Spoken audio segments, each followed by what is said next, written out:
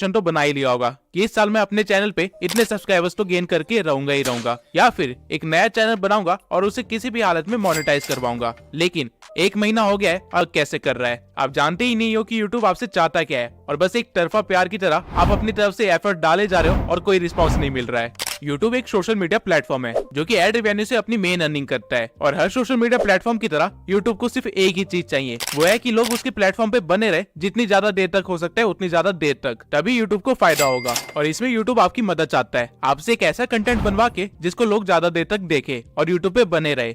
लेकिन 90% यूट्यूबर्स इस बात को नहीं समझते हैं, और इसलिए यूट्यूब उनका कंटेंट कभी भी ऑडियंस खोला और आपने अपनी एक वीडियो अपलोड करी, यूट्यूब उस वीडियो के टाइटल, डिस्क्रिप्शन और कीवर्ड्स के बेसिस पे उस वीडियो को कुछ लोगों को सजेस्ट करेगा, जिसके बाद वो लोग आपके थंबनेल के बेसिस पे आपकी वीडियो पे क्लिक करेंगे और उसे देखेंगे, जिससे यूट्यूब को ये पता चल जाएगा कि आपकी वीडियो किस तरह के लोगों को पसंद आ रही है, और फिर यूट्यूब सिमिलर इंटरेस्ट वाले लोगों को आपकी वीडियो भेजेगा और फिर चेक करेगा कि वो लोग आपकी वीडियो पे कैसा रिएक्ट कर रहे हैं। यूट्यूब बेसिकली 2 चीजों को ट्रैक करता है, वॉच टाइम और एंगेजमेंट, की वीडियो देख रहे हैं। अगर ऑडियंस उसे काफी देर तक देख रही है या फिर पूरा देख रही है तो यूट्यूब उस वीडियो को और ज्यादा प्रमोट करेगा और ज्यादा से ज्यादा लोगों को दिखाएगा, क्योंकि इस वीडियो की वजह से लोग यूट्यूब पे 7 से 10 मिनट एक्स्ट्रा रुक रहे हैं, जिससे यूट्यूब काफी मोटा पैसा छाप रहा है। वहीं अगर इस वीडियो की ऑडियंस रिटेंशन कम होती तो यूट्यूब इसे सजेस्ट करना बंद कर देता, क्योंकि यूट्यूब अपनी ऑडियंस का मूड खराब करके उसे दूसरे सोशल मीडिया प्लेटफॉर्म पे नहीं भेजना चाहता है। ठीक इसी तरह अगर आपकी ऑडियंस आपकी वीडियो पे एंगेज कर रही है, यानी कि लोग उस पे कमेंट कर रहे हैं या फिर उसे शेयर कर रहे हैं, तो भी यूट्यूब आपकी वीडियो को प्रमोट के आपकी वीडियो देखने आ रहे हैं, जिससे अगेन यूट्यूब का मेन मोटिव कंप्लीट हो रहा है, लोगों को अपने प्लेटफॉर्म पे रोक के रखना। और वहीं अगर आपकी वीडियो पे कुछ ज्यादा कमेंट्स आ रहे हैं तो काफी सारे लोग कमेंट्स का रिप्लाई भी करेंगे, बहसबाजी भी करेंगे और किसी न किसी तरह एंगेज करेंगे, जिससे आपका तो मेंटल पीस खराब हो जाएगा, लेकिन यूट्यूब अपना पैसा छाप लेगा आपको कुछ एक्स्ट्रा मिनट इस प्लेटफॉर्म पे रोक के। लेकिन वहीं अगर आपकी वीडियो एंगेजमेंट ला के नहीं दे पा रही है या फिर वॉच टाइम ला के नहीं दे पा रही है तो यूट्यूब आपकी वीडियो को यूजलेस समझेगा और उस पर अपना टाइम वेस्ट नहीं करेगा।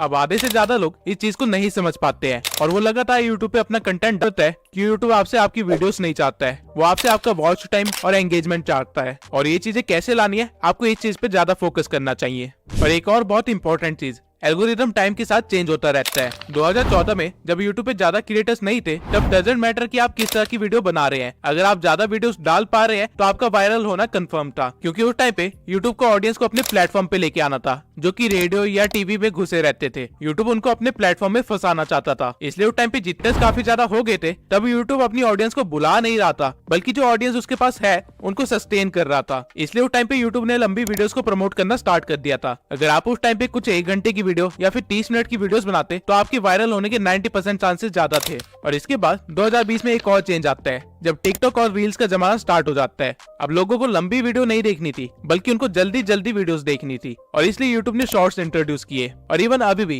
यूट्यूब शॉर्ट्स को काफी ज्यादा प्रमोट कर रहा है, क्योंकि शॉर्ट्स देखते देखते कब 1-2 घंटे निकल जाए पता ही नहीं चलता, और यही तो यूट्यूब को चाहिए कि आप उसके प्लेटफॉर्म को छोड़ के जाओ ही ना। और ऐसा क्या एल्गोरिथम एक लौता फैक्टर है जो कि आपके फेल होने का रीजन हो सकता है? नहीं।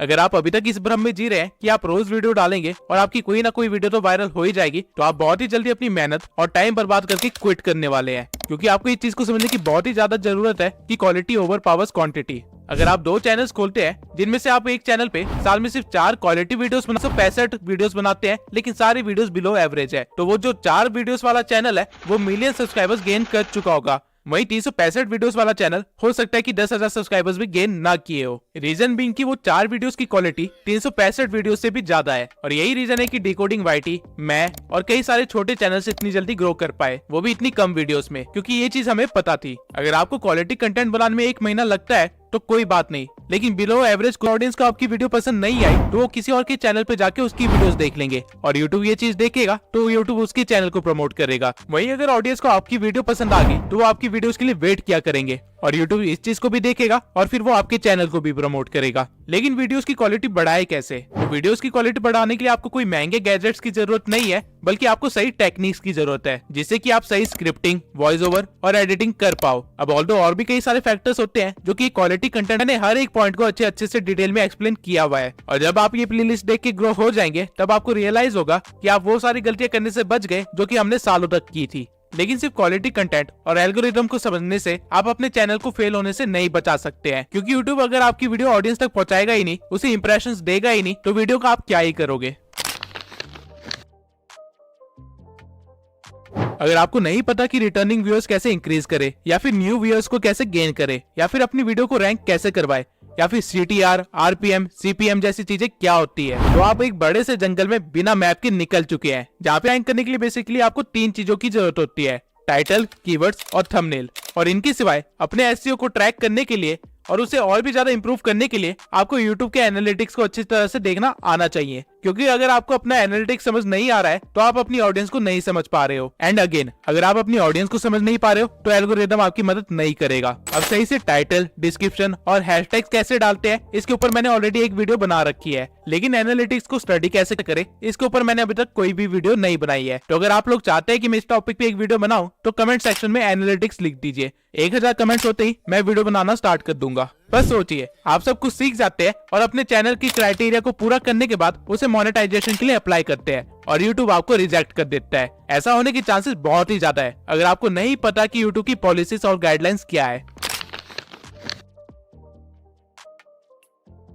YouTube की नई पॉलिसी के अकॉर्डिंग आप अपने चैनल को 500 सब्सक्राइबर्स और 3000 वॉच आवर से भी पहले 1000 सब्सक्राइबर्स और 4000 घंटे का था और 10 मिलियन शॉर्ट्स के व्यूज। लेकिन यहाँ पे YouTube एक गेम खेल रहा है। आप अगर 500 सब्सक्राइबर्स के साथ अपने चैनल को मोनेटाइज करवाते हैं तो आपको एड रेवेन्यू नहीं मिलेगा, बल्कि आपको सुपर चैट, मेंबरशिप और मर्चेंडाइज का ऑप्शन मिलेगा, जिनसे की काफी कम अर्निंग होती है। आपको एड रेवेन्यू नहीं मिलेगा, जो कि हमारा मेन सोर्स ऑफ इनकम होता है। लेकिन YouTube ने ऐसा क्यों किया? अपने क्रिएटर्स को बचाने के लिए। YouTube आप पे मेहरबान नहीं हो रहा है, बल्कि टिकटॉक ने अपना क्राइटेरिया लो कर दिया था, इसलिए YouTube को भी लो करना पड़ा। बना के वायरल हो जाओगे और अपने YouTube चैनल को मोनेटाइज करवा लोगे तो let me tell you one thing, shorts पे अर्निंग ना के बराबर है, अंटिल आपके हर शॉर्ट्स मिलियन व्यूज के ऊपर न जा रहे हो। बल्कि एक शॉर्ट को वायरल करने से ज्यादा आसान एक लॉन्ग फॉर्म कंटेंट को वायरल करना है। लेकिन YouTube ने आपके दिमाग में इसकी टोटली अपोजिट चीज बद दी है, जिसकी वजह से आप काफी ज्यादा टाइम और मेहनत बर्बाद करने वाले हैं। अगर आपको सिर्फ वायरल होना है तो शॉर्ट्स आपके लिए सही चीज है, लेकिन आप अगर YouTube पे एक करियर बनाना चाहते हैं और यहाँ से अर्निंग करना आपका मेन गोल है तो आपके लिए शॉर्ट्स सही चीज नहीं है। इसके सिवाय AI के ट्रेंड में होने के कारण YouTube ने AI से रिलेटेड भी काफी सारी वीडियो बना रहे हो। अगर आप 11 लैब जैसी किसी वेबसाइट से अपनी वॉइस जनरेट करवा रहे हो तो कोई प्रॉब्लम नहीं है, लेकिन अगर आप उसको बोलते हो कि डोनाल्ड ट्रंप जैसी वॉइस को क्लोन करके आपकी वीडियो बनाए तो आपके लिए एक प्रॉब्लम है। सेम वे में अगर आप AI से कोई वीडियो जीरो से एडिट करवाते हो तो कोई प्रॉब्लम नहीं है, लेकिन अगर आप किसी और का कंटेंट उठा के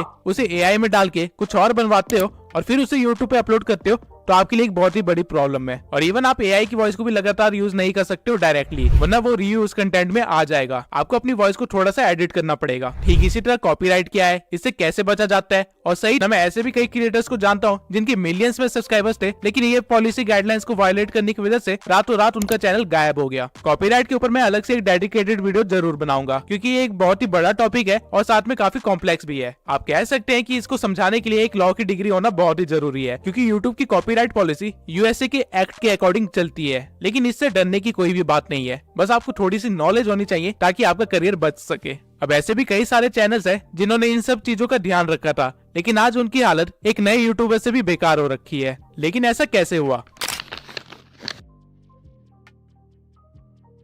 YouTube एक ऐसा ही हुआ है जुन्नू की टेक और फैक्ट टेक के साथ। और ये प्रॉब्लम आपको सिर्फ तब नहीं आएगी जब आप ग्रो कर चुके होगे, बल्कि आप जब ग्रो करने की कोशिश कर रहे होगे तब आपको रियलाइज होगा कि आपसे बेहतर चैनल्स आपके बिल्कुल बगल में ही खड़े हैं और आपसे कम्पीट कर रहे हैं। और अगर आपको उनको पीछे छोड़ना है तो आपको कुछ ऐसा करना पड़ेगा जो कि कोई और नहीं कर रहा है, वरना आप भी उन 90% यूट्यूबर्स की तरह इस कंपटीशन में दब के खत्म हो जाओगे। अब अगर आप सोच रहे हैं कि मैं नीश ही ऐसी सिलेक्ट करूंगा जिसमें कंपटीशन ना के बराबर हो, तो आप बहुत ही गलत हो, क्योंकि ऐसी कोई भी नीश नहीं है जिसमें कंपटीशन ना हो। आप कुछ भी इमेजिन कर सकते हैं और जब आप सर्च करेंगे तो एडेप्टेशन करनी पड़ेगी और साथ में अपनी एक यूनिक आइडेंटिटी बिल्ड करनी पड़ेगी। इवन हमारी नीश में भी काफी सारे क्रिएटर्स 5 साल से भी पहले बैठे हुए हैं, लेकिन पिछले 1 साल में एक नया ट्रेंड आया है जिसकी वजह से इन बड़े क्रिएटर्स को भी मुश्किल का सामना करना पड़ रहा है। वो है एडिटिंग का ट्रेंड। ये सारे क्रिएटर्स अपनी फेस कैम वाली वीडियोस को हटा के अब एक व्हाइट बोर्ड पे आ गए हैं, जहाँ पे ये व्हाइट बोर्ड पे सारी चीजें एक्सप्लेन कर रहे होते हैं। लेकिन नए ट्रेंड में जहाँ एडिटिंग के थ्रू हर चीज को एक्सप्लेन किया जा रहा है, उसे ये अडेप्ट नहीं कर पाए, जिसकी वजह से छोटे चैनल्स भी इनसे ज्यादा व्यूज ले जा रहे हैं।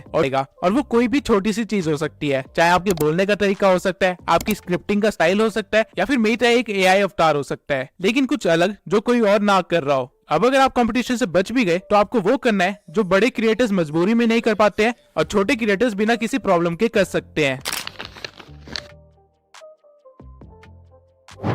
2024 में हर क्रिएटर को पता है कि उसकी ऑडियंस की वैल्यू कितनी है, इसलिए वो रेगुलर बेसिस पे Q&A और लाइव स्ट्रीम्स करते रहते हैं। लेकिन अगर आपने इन चीजों को इग्नोर करने की गलती की तो आपका यूट्यूबर बनने का सपना सपना ही रह जाएगा, ऑडियंस को बढ़ सके। और ये डिफरेंस आप तभी क्रिएट कर सकते हैं अगर आप उनसे एंगेज हो, डायरेक्ट DM के थ्रू, कमेंट्स के थ्रू, Q&A के थ्रू या फिर लाइव स्ट्रीम के थ्रू। जब तक मेरे इस चैनल पे 10,000 सब्सक्राइबर्स नहीं हो गए थे तब तक मैं अपने इंस्टा पे डायरेक्ट DM के थ्रू हर एक बंदे का रिप्लाई किया करता था और उनकी हेल्प करता था। मैं पर्सनली भी काफी लोगों को गाइड किया है और मैसेजेस के थ्रू मैंने 1000 से भी ज्यादा लोगों से एंगेज किया है और उनको इस बात से खुशी मिलती है। वो लोग मुझे एज ए यूट्यूबर से बढ़ के एक फ्रेंड और एक मेंटोर की तरह देखते हैं और अनकंडीशनली मिलने का मौका मिला और काफी सारे स्ट्रगलर्स से भी मिलने का मौका मिला और हम सब एक दूसरे की हेल्प करते हुए आगे बढ़े हैं। जैसे कि मेरी पिछली वीडियो का थंबनेल देवेश ने बनाया था, जिसको मैंने हेल्प की थी यूट्यूब पे ग्रो करने के लिए। आप एक बार जाके उसका चैनल भी देख सकते हैं। इवन आज भी सोने से पहले मैं कम से कम 20 से लेके 30 DMs का रिप्लाई करता हूँ और इससे एक ऐसा इम्पैक्ट बना है कि कल को अगर मैं कोई एक नया चैनल भी खोलता हूँ, भले कुकिंग के ऊपर ही क्यों ना हो, वो लोग मेरे को सपोर्ट करेंगे। डजंट मैटर कि मैं क्या कर रहा हूँ। जैसे जैसे चैनल ग्रो होने लगता है आपके पास काम बढ़ने एंड तक सपोर्ट करो, क्योंकि वो स्कूल फ्रेंड्स की तरह होते हैं। और क्योंकि आज मुझे मौका मिला है तो मैं अमन पटेल के साथ साथ उन सभी सब्सक्राइबर्स को थैंक यू बोलना चाहता हूँ